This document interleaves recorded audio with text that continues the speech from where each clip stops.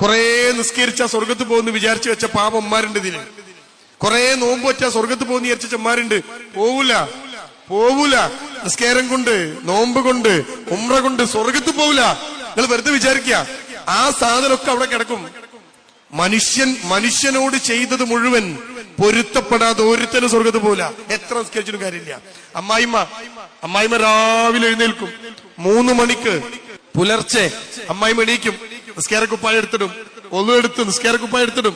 എന്നിട്ടോ തഹജ്ജുദ് തുടങ്ങും. 3 മണിക്ക് തുടങ്ങിയ തഹജ്ജുദ് നിസ്കാരം നിന്ന് നിസ്കരിച്ചിട്ട് ഒരു 4-4:30 വരെ തഹജ്ജുദ്. അത് കഴിഞ്ഞാൽ ഖുർആൻ ഓതും. അപ്പൊ സുബൈന്റെ ബാങ്ക് കൊടുക്കും. ബാങ്ക് കേട്ടാൽ ഉമ്മ 2 റക്അത്ത് സുന്നത്ത് നിസ്കരിക്കും. അത് കഴിഞ്ഞിട്ട് 2 റക്അത്ത് സുബൈ നിസ്കരിക്കും.